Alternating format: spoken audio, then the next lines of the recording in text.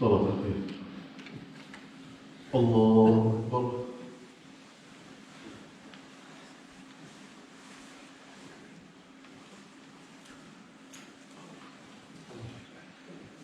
الحمد لله رب العالمين الرحمن الرحيم مالك يوم الدين إياك نعبد وإياك نستعين اهدنا الصراط المستقيم صراط الذين أنعمت عليهم غير المغضوب عليهم ولا الضالين آمين. وقال الذين لا يرجون لقاءنا لولا أنزل علينا الملائكة أو نرى ربنا لقد استكبروا في أنفسهم وعتوا عتوا كبيرا يوم يرون الملائكة لا بشرى يومئذ للمجرمين ويقولون حجرا محجورا وقدمنا إلى ما عملوا من عمل فجعلناه هباء منثورا أصحاب الجنة يومئذ خير مستقرا وأحسن مقيلا ويوم تشقق السماء بالغمام ونزل الملائكة تنزيلا الملك يومئذ الحق للرحمن وكان يوما على الكافرين عسيرا ويوم يعض الظالم على يديه يقول يا ليتني اتخذت مع الرسول سبيلا يا ويلتى ليتني لم أتخذ فلانا خليلا لقد أضلني عن الذكر بعد إذ جاءني وكان الشيطان للإنسان خذولا وقال الرسول يا رب إن قوم اتخذوا هذا القرآن مهجورا وكذلك جعلنا لكل نبي عدوا من المجرمين وكفى بربك هاديا ونصيرا وقال الذين كفروا لولا نزل عليه القرآن جملة واحدة كذلك لنثبت به فؤادك ورتلناه ترتيلا ولا يأتونك بمثل إلا جئناك بالحق وأحسن تفسيرا الذين يحشرون على وجوههم إلى جهنم أولئك شر مكانا وأضل سبيلا ولقد آتينا موسى الكتاب وجعلنا معه أخاه هارون وزيرا فقلنا اذهبا إلى القوم الذين كذبوا بآياتنا فدمرناهم تدميرا وقوم نوح لما كذبوا الرسل أغرقناهم وجعلناهم للناس آية وأعتدنا للظالمين عذابا أليما وعادا وثمود وأصحاب الرس وقرونا بين ذلك كثيرا وكلا ضربنا له الأمثال وكلا تبرنا تتبيرا ولقد أتوا على القرية التي أمطرت مطر السوء أفلم يكونوا يرونها بل كانوا لا يرجون نشورا وإذا رأوك إن يتخذونك إلا هزوا أهذا الذي بعث الله رسولا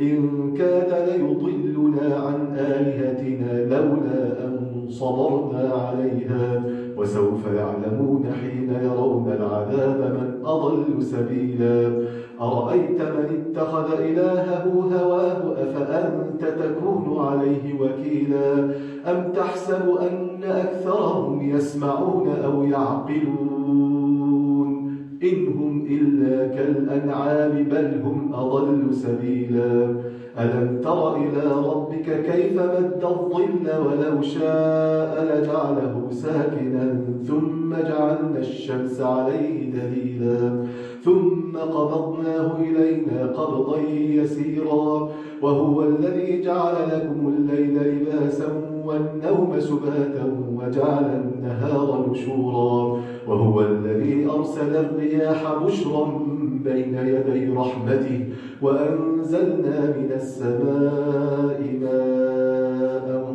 طهورا لنحيي به بلدة ميتا ونسقيه مما ما خلقنا أنعاما وأناسيا كثيرا ولقد صرفناه بينهم ليذكروا فأبى أكثر الناس إلا كفورا ولو شئنا لبعثنا في كل قرية نذيرا فلا تطع الكافرين وجاهدهم به جهادا كبيرا. الله.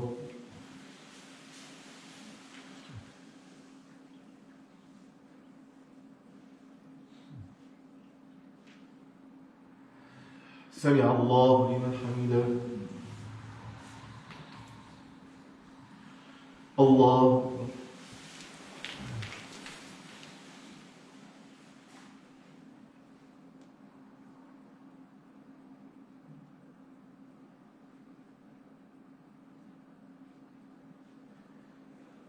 الله أكبر.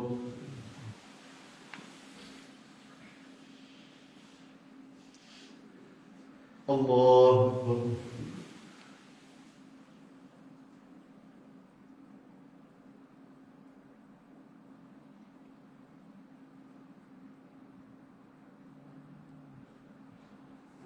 الله أكبر.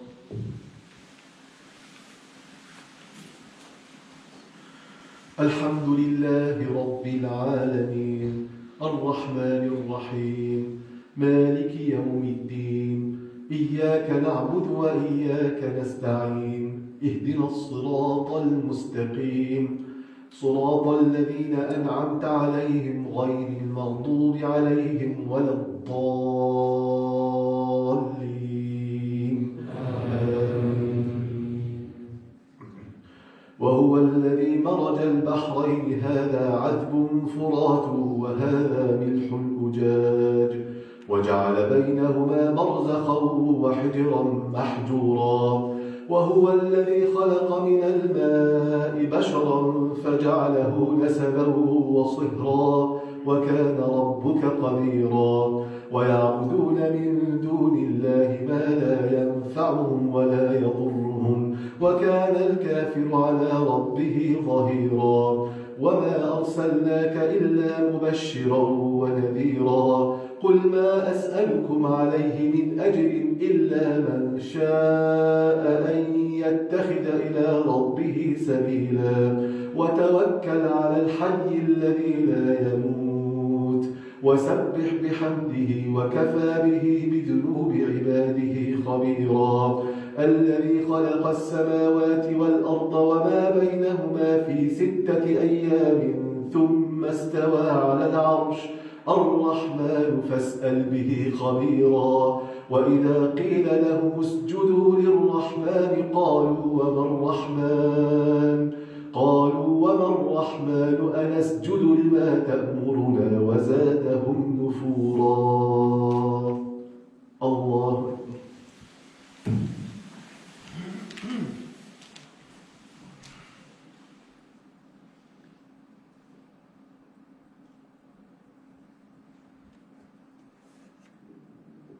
الله أكبر. تبارك الذي جعل في السماء بروجا وجعل فيها سراجا وقمرا منيرا وهو الذي جعل الليل والنهار خلفة لمن أراد أن يذكر أو أراد شكورا وعباد الرحمن الذين يمشون على الأرض هونا وإذا خاطبهم الجاهلون قالوا سلاما والذين يبيتون لربهم سجدا وقياما والذين يقولون ربنا اصرف عنا عذاب جهنم إن عذابها كان غراما إنها ساءت مستقرا ومقاما والذين إذا أنفقوا لم يسرفوا ولم يقتروا وكان بين ذلك قواما والذين لا يدعون مع الله إلها آخر ولا يقتلون النفس التي حرم الله إلا بالحق ولا يزنون يعملون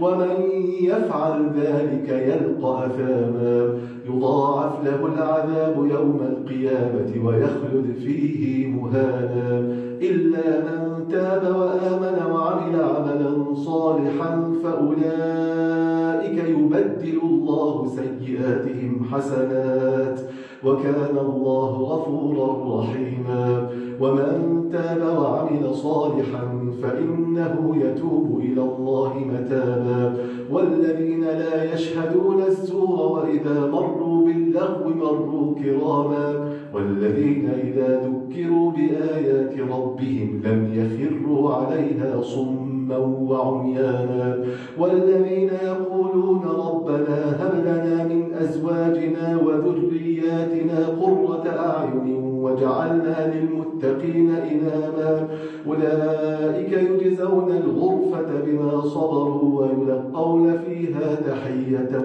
وسلاما خالدين فيها حسنت مستقرا ومقاما قل ما يعبأ بكم ربي لولا دعاؤكم فقد كذبتم فسوف يكون لزاما الله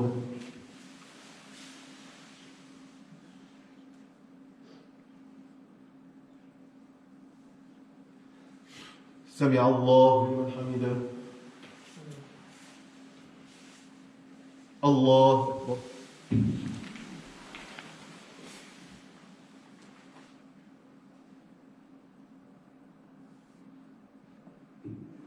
الله أكبر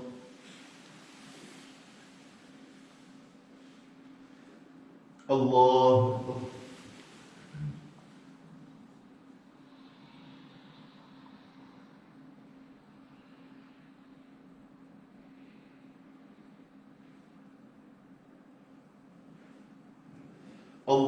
الله أكبر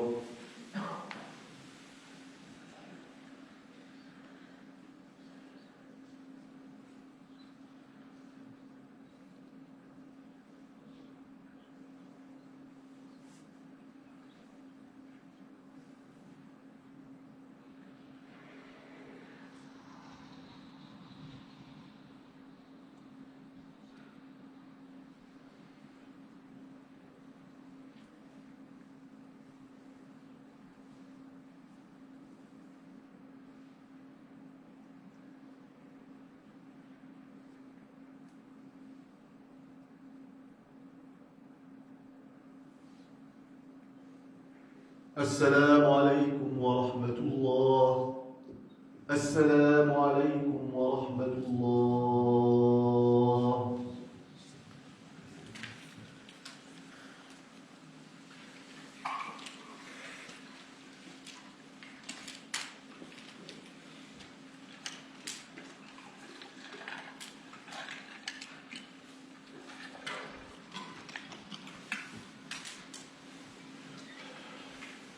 الله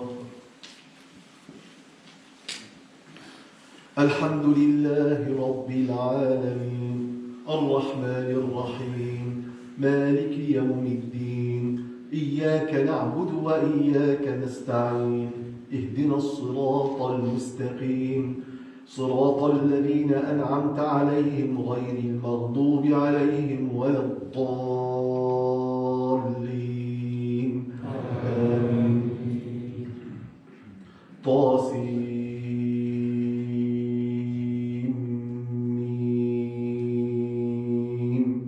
تلك آيات الكتاب المبين لعلك باخع نفسك ألا يكونوا مؤمنين إن نشأ ننزل عليهم من السماء آية فظلت أعناقهم لها خاضعين وما يأتيهم من ذكر من الرحمن محدث إلا كانوا عنه معرضين فقد كذبوا فسيأتيهم أنباء ما كانوا به يستهزئون أولم يروا إلى الأرض كم أنبتنا فيها من كل زوج كريم إن في ذلك لآية وما كان أكثرهم مؤمنين وإن ربك لهو العزيز العليم وإذ نادى ربك موسى أن ائت القوم الظالمين قوم فرعون ألا يتقون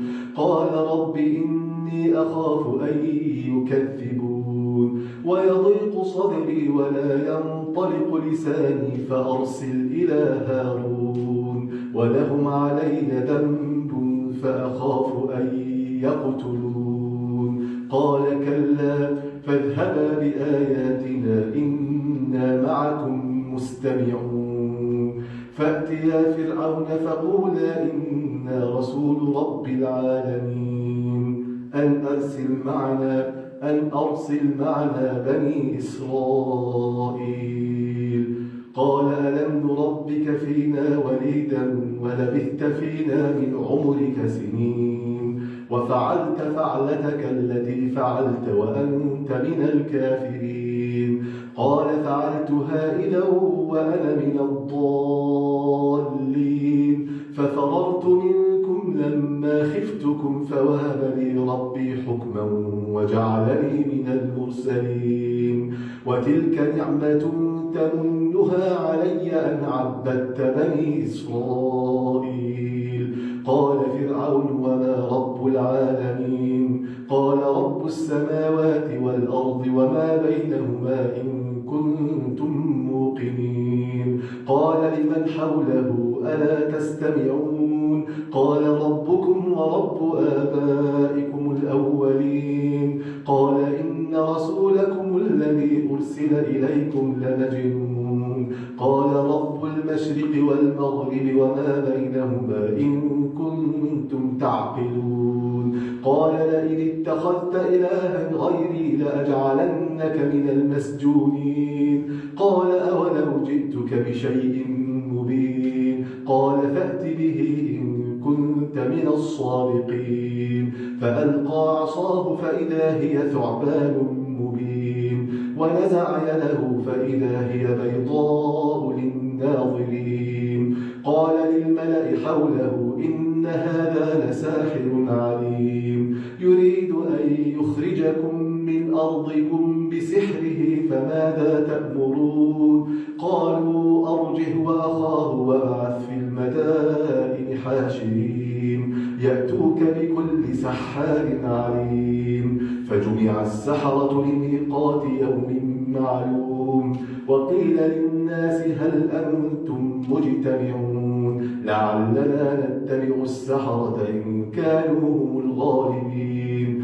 فلما جاء السحرة قالوا لفرعون أئن لنا لأجرا إن كنا نحن الغالبين قال نعم وإنكم إذا لمن المقربين قال لهم موسى ألقوا ما أنتم ملقون فألقوا حبالهم وعصيهم وقالوا بعزة فرعون إنا لنحن الغالبون فألقى موسى عصاه فإذا هي تلقف ما يأفكون فألقي السحرة ساجدين قالوا آمنا برب العالمين رب موسى وهارون قال آمنتم له قبل أن آذن لكم إنه لكبيركم الذي علمكم السحر فلسوف تعلمون لأقطعن أيديكم وأرجلكم من خلاف ولأصلبنكم أجمعين قالوا لا ضير إنا إلى ربنا منقلبون إنا نطمع أن يغفر لنا ربنا خطايانا أن كنا أول المؤمنين الله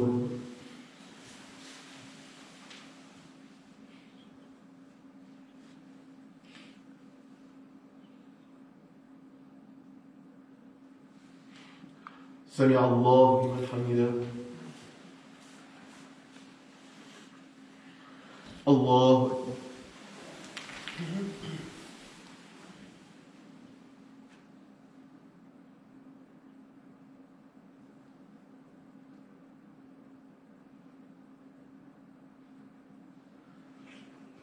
الله أكبر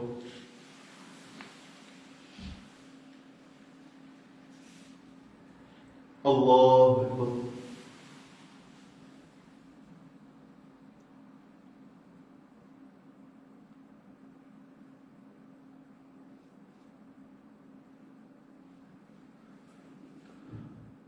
الله أكبر. الحمد لله رب العالمين الرحمن الرحيم مالك يوم الدين إياك نعبد وإياك نستعين اهدنا الصراط المستقيم صراط الذين أنعمت عليهم غير المغضوب عليهم ولا الضالين آمين.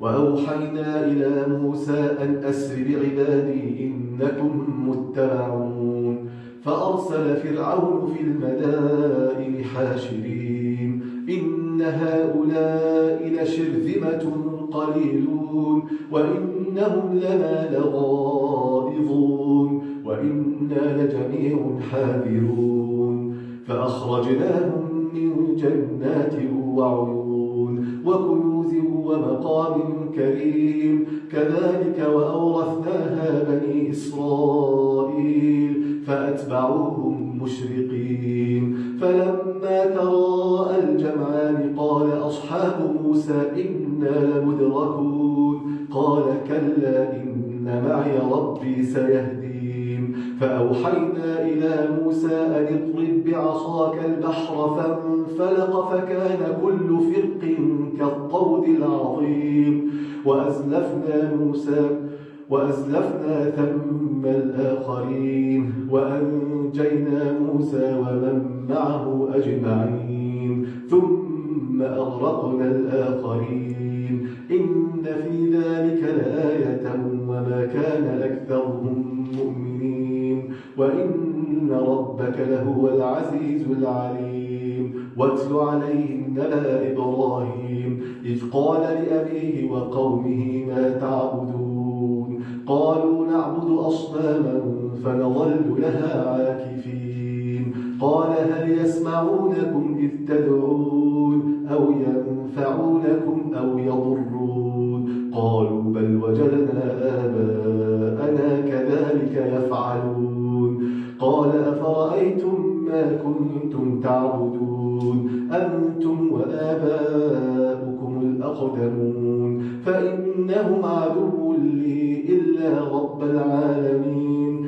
الذي خلقني فهو يهدين والذي هو يطعمني ويسقين وإذا مرضت فهو يشفين والذي يميتني ثم يحيين والذي أطمع أن يغفر لي خطيئتي يوم الدين رب هب لي حكما وألحقني بالصالحين واجعل لي لسان صدق في الآخرين واجعلني من ورثة جنة النعيم واغفر لأبي إنه كان من الضالين ولا تخزني يوم يبعثون يوم لا ينفع مال ولا بنون إلا من أتى الله بقلب سليم وأزلفت الجنة للمتقين وبرزت الجحيم للغاوين وقيل لهم أين ما كنتم تعبدون من دون الله هل ينصرونكم أو ينتصرون فكبكبوا فيها هم والغاوون وجنود إبليس أجمعون قالوا وهم فيها يختصمون تالله إن كنا لفي ضلال مبين إذ نسويكم برب العالمين وما أضلنا إلا المجرمون فما لنا من شافعين ولا صديق حميم فلو أن لنا كرة فنكون من المؤمنين إن في ذلك لآية وما كان أكثرهم مؤمنين وإن ربك لهو العزيز الرحيم كذبت قوم نوح المرسلين إذ قال لهم أخوهم نوح ألا تتقون إني لكم رسول أمين فاتقوا الله وأطيعون وما أسألكم عليه من أجر إن أجري إلا على رب العالمين فاتقوا الله وأطيعون الله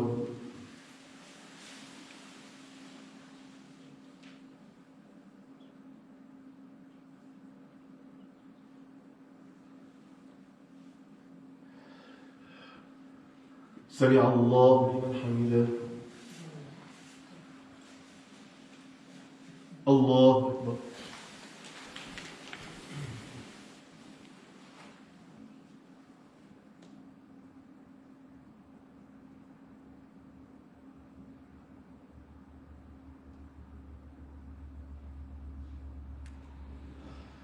الله أكبر.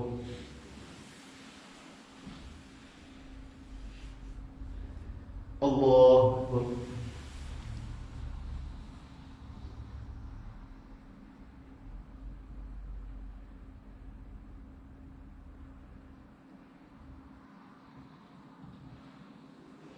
الله أكبر.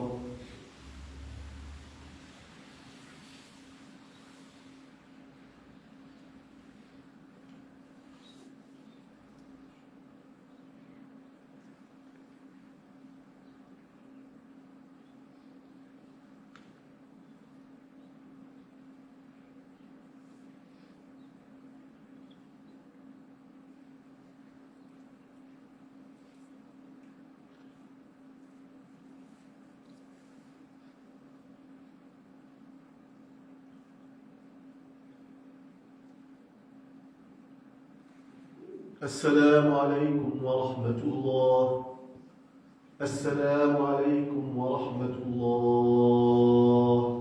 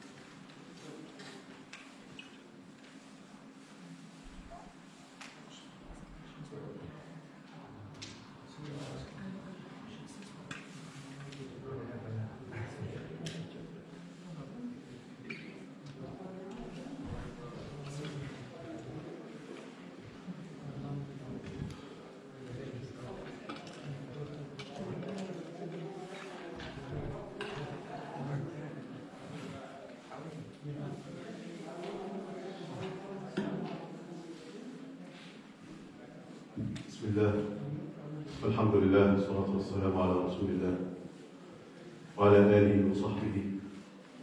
أما بعد, we ask Allah Azza wa Jal to accept our prayers and our fasting and to help us and give us the strength, inshallah, and the power and the good spirit to carry on until the rest of the month, inshallah, especially when we are going into the last 10 nights, inshallah, very soon.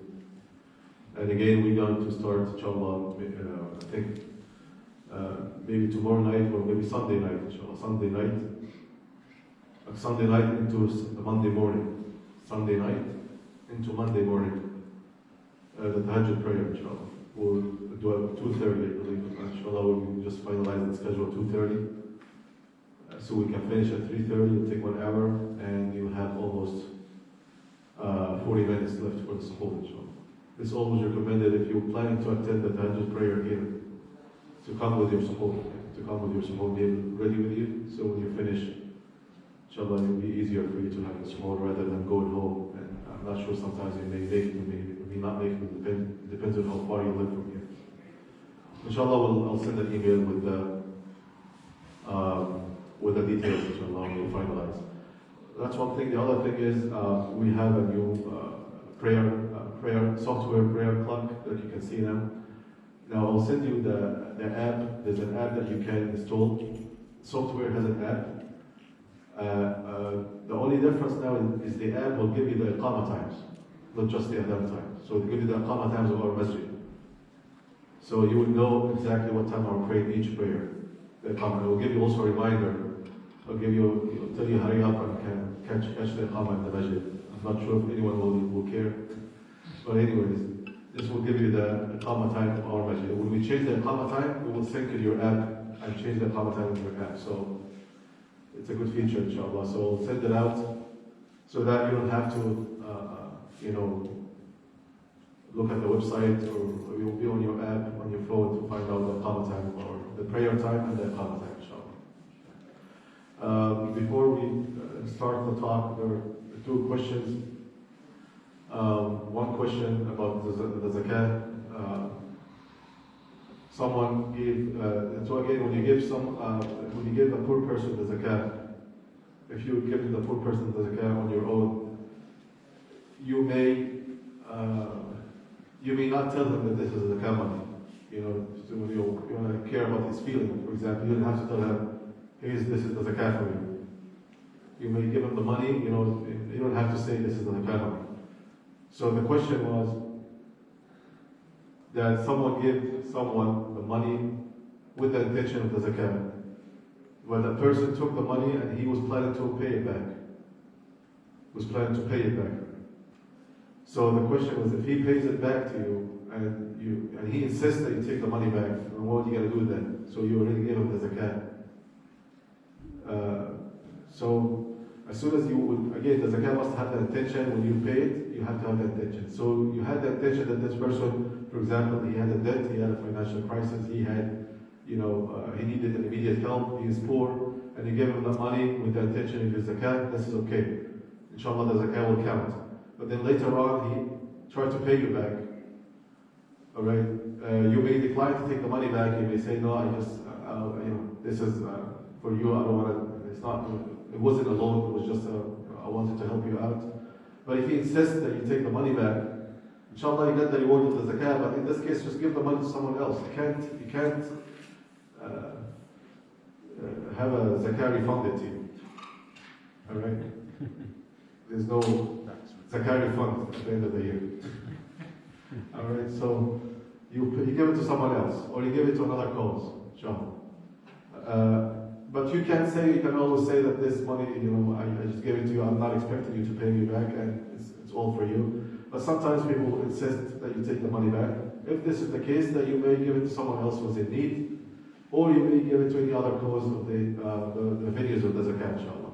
But the point is here, the key point is that when you gave it to him at the first time, your intention, that was the zakat money. That's what counts.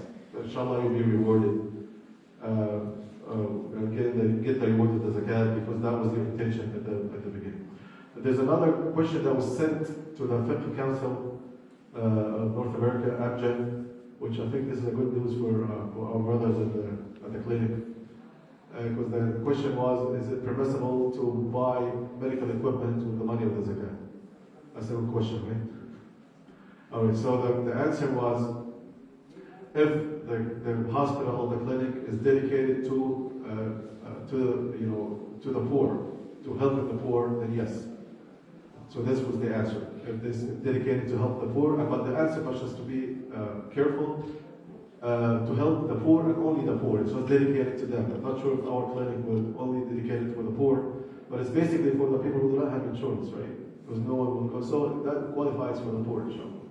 So if the clinic is dedicated to, or the hospital is for the service, or either in a poor neighborhood or a poor region that dedicated for the poor, then any equipment that will help with that cause will also can be money.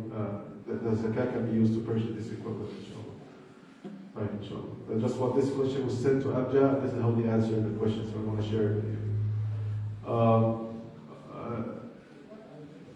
As we are going into the last 10 nights, and of course, one of the most important event in the last 10 nights is the event, or the night of the Al-Qadr, Laylat Al-Qadr. And we ask Allah Azza wa Jalla to give us the reward of this Layla, inshallah, and the blessing of this Laylat Al-Qadr, inshallah. The revelation of the Quran, which the magnificence and the importance of this night comes from the revelation of what happened in it. And what happened in it was the revelation of the Quran. Allah subhanahu wa ta'ala revealed the Quran in this night, in this blessed night, and Allah says, إِنَّا أَنزَلْنَاهُ فِي لَيْلَةٍ مُبَارَكَةٍ. We have revealed it in a blessed night. In one other surah, Allah says, إِنَّا أَنزَلْنَاهُ فِي لَيْلَةِ الْقَدْرِ وَمَا أَدْرَاكَ مَا لَيْلَةُ الْقَدْرِ. What will make you understand what Laylatul Qadr is? Laylatul Qadr is better than 1,000 months. So the revelation of the Quran took place in this night.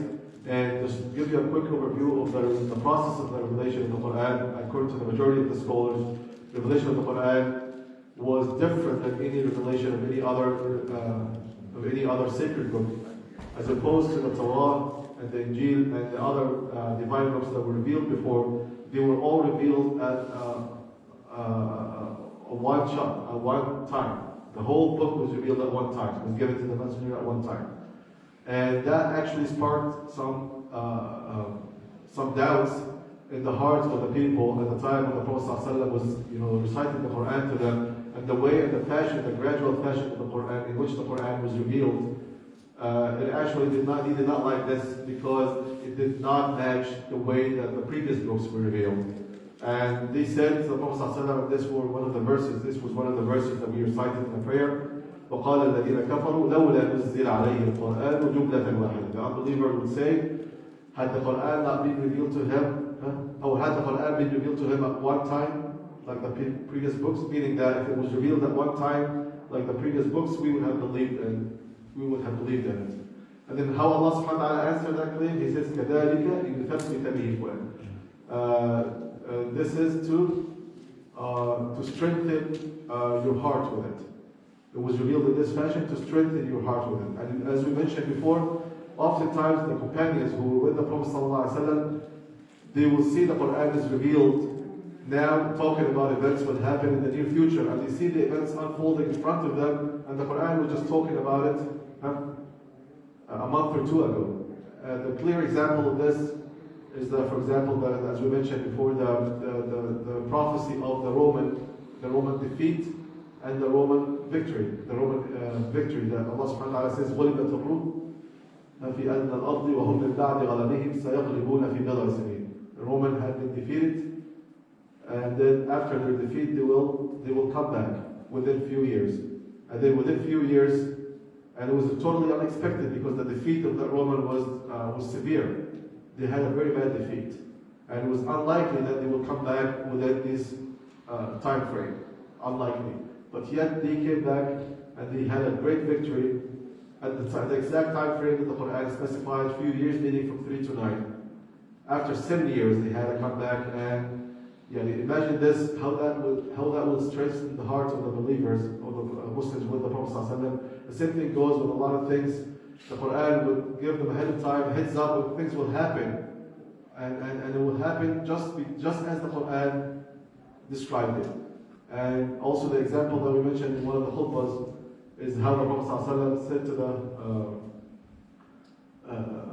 took the Muslims to Umrah, and ahead of time Allah subhanahu wa ta'ala said, لَقَدْ صَدَقَ اللَّهُ رَسُولَهُ الرُّؤْيَا بِالْحَقِّ لَتَدْخُلُنَّ الْمَسْجِدَ الْحَرَامَ إِنْ شَاءَ اللَّهُ آمِنِينَ وَحَلِّقِينَ رُؤُوسَكُمْ وَمُقَصِّرِينَ لَا تَخَافُونَ. Allah will fulfill the night vision that He has given to His messenger. You will enter al-Masjid al-Haram safely, securely, shortening your dresses, shaving your heads, fearing no one. And exactly with the same description, the same exact description Allah has given, they enter the Masjid al-Haram exactly as Allah subhanahu wa ta'ala described. And so this is one of the benefits of revealing the Quran in this fashion. As we mentioned that the Quran was the miracle of the Prophet ﷺ, and so it was different than the previous books. The previous books were not the miracles of the previous prophets. The Torah was not the miracle of Musa, and the Injil was not the miracle of Isa, but the Quran was the miracle of the Prophet ﷺ. That's why it was revealed in this fashion. And in the meantime, also to strengthen or to console the Messenger of Allah ﷺ, to console the Muslims in many situations. Like, for example, it was said that the revelation of Surah Yusuf ﷺ came after the year of the sorrow. The Prophet ﷺ, his uncle and his wife died at the same year, and that when Allah Azza wa Jalla revealed Surah Yusuf to him, and that to console the hearts of the Prophet ﷺ, and so on. And so this is the gradual fashion of the Quran was given for multiple reasons, and Allah subhanahu wa ta'ala mentioned some of them in the Quran. So the revelation of the Quran again came. It was said to be that the Quran was revealed at once from the preserved tablet. There's something with Allah subhanahu wa ta'ala called the preserved tablet, in which Allah has recorded everything. All the events that took place from the beginning until the end. Everything is recorded in that tablet. Only Allah knows it. No one knows what's in this tablet. Allah does not show it to anyone. So the Quran was revealed from that preserved tablet down to the lower heaven, in a place called Baytul Izzah. It was called a place called Baytul Izzah. It's like something similar to the Kaaba in the lower heaven. That the revelation was one shot. It happened during Laylatul Qadr. It happens during Laylatul Qadr. And then there's a second revelation from Baytul Izzah, from the lower heaven, to the heart of the Prophet ﷺ over a period of 23 years. And the beginning of that revelation also happened in Laylatul Qadr. Alright, so according to the majority of the scholars of the tafsir, the revelation of the Quran came in two stages. One from the preserved tablet down to the lower heaven, and that was during Laylatul Qadr. The second was from the lower heaven to the heart of the Prophet ﷺ over a period of 23 years. The beginning of it also happened during Laylatul Qadr. Upon the death of the Prophet ﷺ, the Quran, of course, there is no revelation anymore. To commemorate the revelation of the Quran, of the sending of the Quran, Jibreel alayhi salam and the angels come down on earth every year during Laylatul Qadr. Every year during Laylatul Qadr. And that's why Allah says, تَنَزَّلُ الْمَلَائِكَةُ وَالْرُوحُ فِيهِ. The angels and the ruh meaning the Holy Spirit, being Jibreel alayhi salam, they come down in Laylatul Qadr every year to commemorate that this was the time when the Prophet ﷺ first received the revelation. And when do they come down? In Laylatul Qadr. When is Laylatul Qadr? That's a dispute. Do they have to come down at the same year, at the anniversary of Laylatul Qadr? Or did they switch? Well, the scholars differ on that. Some would say that they would have to come down exactly at the time of Laylatul Qadr. And some of them, they may come down on the 23rd, the next year they may come down on the 25th. The next year they come down on the 21st. But they will not go beyond the last 10 nights. They will be within the scope of the last 10 nights. And some scholars say, well, it's one time, it's one fixed night every year. Like your birthday. Your birthday is the 23rd. The next year your birthday will be the 23rd too. It will not change. Alright, so that's what they say. Some scholars say that. But some other scholars say not necessarily. It could switch. But they will not go beyond the last 10 nights. But anyways, in order to be on the safe side, and that's what we always say, if you want to catch the reward of Laylatul Qadr, you make sure you don't have no chances. Tomorrow night, start preparing for Laylatul Qadr until the end of Ramadan, and that, in this case, definitely you will not miss the reward of Laylatul Qadr, inshallah. Any questions? That's what Is that tomorrow night? Oh, you mean because in case of the month is 29 days? Yes. Yes, you have to give you have to cover all the month will be 30 days. We go here with the calculations. The calculation says 30 days. So, but in case, just say, if you don't have no chances of missing that in the month. So you started from the 19th until the end of the month. That definitely, inshallah, you will not miss Laylatul Qadr. Yes. Just 2 minutes. Okay. If you're done. I'm done. Assalamu alaikum, brothers and sisters. I just got information. If we have in our community, and we know that we have many brothers or sisters that they are not vaccinated, we have offers so we can have vaccine site here in our masjid. If we have interesting people our members to receive the vaccine, so it's going to be Moderna or Pfizer.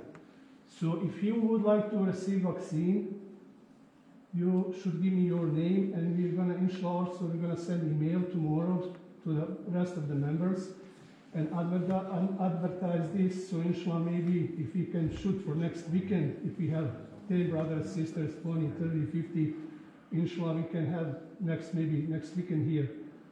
People, they're going to be professionals who's going to be giving the vaccine, and we can have here in our masjid. So if you're interested, if you would like to receive, if you did not receive, you can send your name and just text to me, to my phone.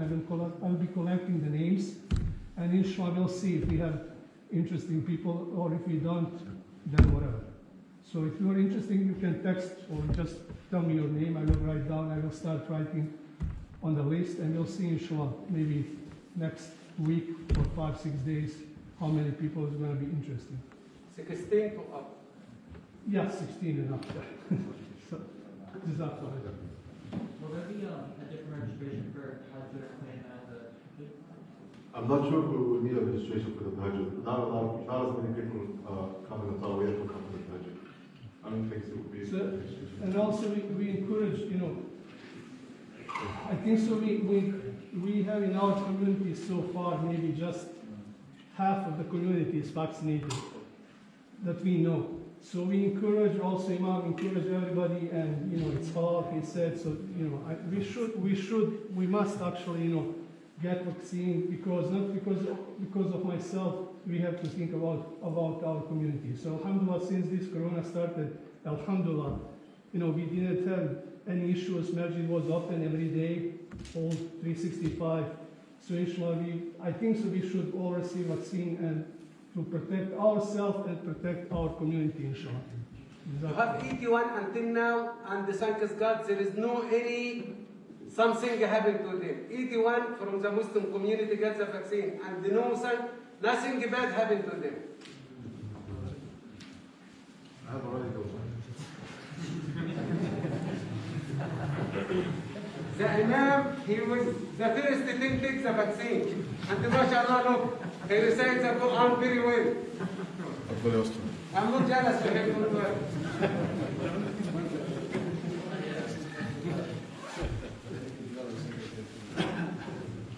We will have sajda in the third rak'ah. There will be sajda in the third rak'ah.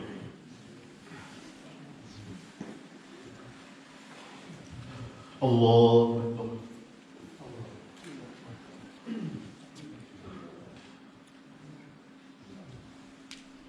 الحمد لله رب العالمين الرحمن الرحيم مالك يوم الدين إياك نعبد وإياك نستعين اهدنا الصراط المستقيم صراط الذين أنعمت عليهم غير المغضوب عليهم ولا الضالين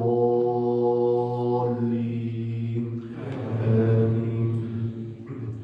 قالوا أنؤمن لك واتبعك الأرذلون قال وما علمي بما كانوا يعملون إن حسابهم إلا على ربي لو تشعرون وما أنا بطارد المؤمنين إن أنا إلا نذير مبين قالوا لئن لم تنته يا نوح لتكونن من المرجومين قال رب إن قومي كذبون فافتح بيني وبينهم فتحا ونجني ومن معي من المؤمنين فأنجيناه ومن معه في الفلك المشحون ثم أغرقنا بعد الباقين إن في ذلك لآية وما كان أكثرهم مؤمنين وإن ربك لهو العزيز الرحيم كذبت عاد المرسلين إذ قال لهم أخوهم هود ألا تتقون إني لكم رسول أمين فاتقوا الله وأطيعون وما أسألكم عليه من أجر إن أجري إلا على رب العالمين أتبنون بكل ريع آية تعبثون وتتخذون مصانع لعلكم تخلدون وإذا بطشتم جبارين فاتقوا الله وأطيعون واتقوا الذي أمدكم بما تعلمون أمدكم بأنعام وبنين وجنات وعيون إني أخاف عليكم عذاب يوم عظيم قالوا سواء علينا أوعظت أم لم تكن من الواعظين إن هذا إلا خلق الأولين وما نحن بمعذبين فكذبوه فأهلكناهم إن في ذلك لآية وما كان أكثرهم مؤمنين وإن ربك لهو العزيز الرحيم. كذبت ثمود المرسلين إذ قال لهم أخوهم صالح ألا تتقون إني لكم رسول أمين فاتقوا الله وأطيعون وما أسألكم عليه من أجر إن أجري إلا على رب العالمين. أتتركون فيما هاهنا آمنين في جنات وعيون وزروع ونخل طلعها هضيم وتنحتون من الجبال بيوتا فارهين فاتقوا الله وأطيعون ولا تطيعوا أمر المسرفين الذين يفسدون في الأرض ولا يصلحون. قالوا إنما أنت من المسحرين ما أنت إلا بشر مثلنا فأت بآية إن كنت من الصادقين. قال هذه ناقة لها شرب ولكم شرب يوم معلوم ولا تمسوها بسوء فيأخذكم عذاب يوم عظيم. فعقروها فأصبحوا نادمين فأخذهم العذاب إن في ذلك لآية وما كان أكثرهم مؤمنين وإن ربك لهو العزيز الرحيم. كذبت قوم لوط المرسلين إذ قال لهم أخوهم لوط ألا تتقون إني لكم رسول أمين فاتقوا الله وأطيعون وما أسألكم عليه من أجر إن أجري إلا على رب العالمين. أتأتون الذكران من العالمين وتذرون ما خلق لكم ربكم من أزواجكم بل أنتم قوم عادون. قالوا لئن لم تنته يا لوط لتكونن من المخرجين. قال إني لعملكم من القالين رب نجني وأهلي مما يعملون. فنجيناه وأهله أجمعين إلا عجوزا في الغابرين ثم دمرنا الآخرين وأمطرنا عليهم مطرا فساء مطر المنذرين. إن في ذلك لآية وما كان أكثرهم مؤمنين وإن ربك لهو العزيز الرحيم. كذب أصحاب الأيكة المرسلين إذ قال لهم شعيب ألا تتقون إني لكم رسول أمين فاتقوا الله وأطيعون وما أسألكم عليه من أجر إن أجري إلا على رب العالمين. الله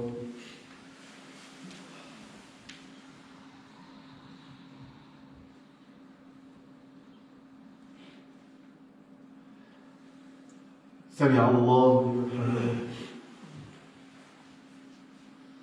الله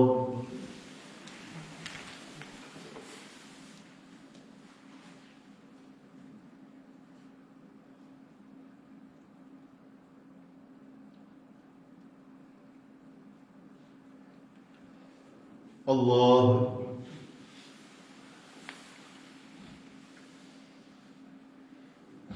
الله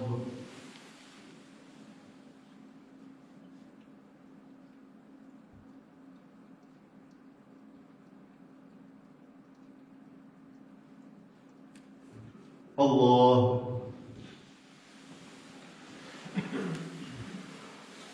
الحمد لله رب العالمين الرحمن الرحيم مالك يوم الدين إياك نعبد وإياك نستعين اهدنا الصراط المستقيم صراط الذين أنعمت عليهم غير المغضوب عليهم ولا الضالين آمين. أوفوا الكيل ولا تكونوا من المخسرين وزنوا بالقسطاس المستقيم ولا تبخسوا الناس أشياءهم ولا تعثوا في الأرض مفسدين واتقوا الذي خلقكم والجبلة الأولين قالوا إنما أنت من المسحرين وما أنت إلا بشر مثلنا وإن نظنك من الكاذبين فأسقط علينا كسفا من السماء إن كنت من الصادقين قال ربي أعلم بما تعملون فكذبوه فأخذهم عذاب يوم الظلة إنه كان عذاب يوم عظيم إن في ذلك لآية وما كان أكثرهم مؤمنين وإن ربك لهو العزيز الرحيم وإنه لتنزيل رب العالمين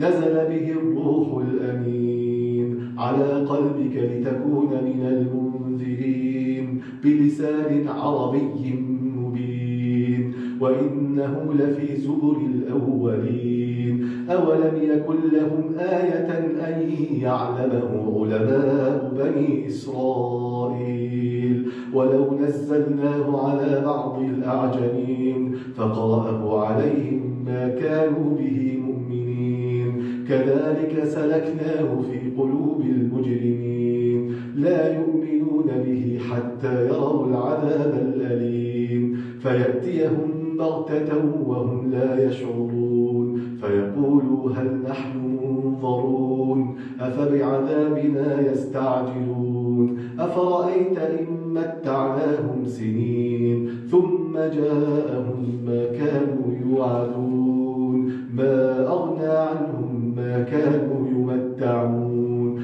وما أهلكنا من قرية إلا لها منذرون ذكرى وما كنا ظالمين وما تنزلت به الشياطين وما ينبغي لهم وما يستطيعون إنهم عن السمع لمعزولون فلا تدع مع الله إلها آخر فتكون من المعذبين وأنذر عشيرتك الأقربين واخفض جناحك لمن اتبعك من المؤمنين فإن عصوك فقل إني بريء مما تعملون وتوكل على العزيز الرحيم الذي يراك حين تقوم وتقلبك في الساجدين إنه هو السميع العليم هل أنبئكم على من تنزل الشياطين تنزل على كل أفاك أثيم يلقون السمع وأكثرهم كاذبون والشعراء يتبعهم الغاوون ألم تر أنهم في كل وادي يهيمون وأنهم يقولون ما لا يفعلون إلا الذين آمنوا وعملوا الصالحات وذكروا الله كثيرا وانتصروا من بعد ما ظلموا وسيعلم الذين ظلموا أي منقلب ينقلبون الله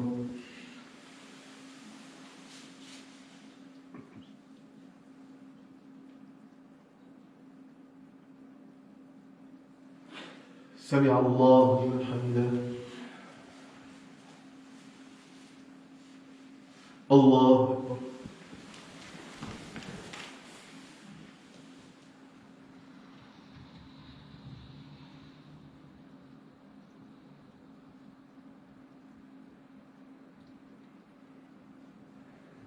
الله أكبر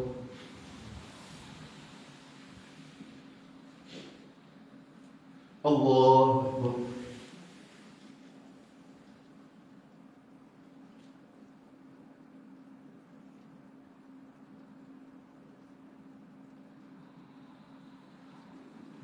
الله أكبر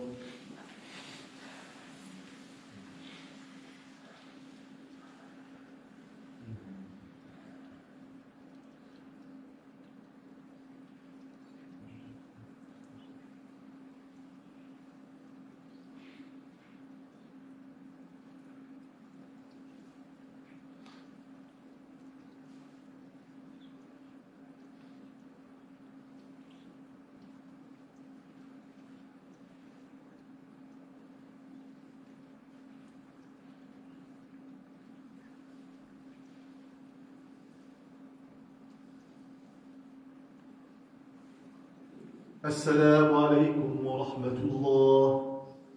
السلام عليكم ورحمة الله.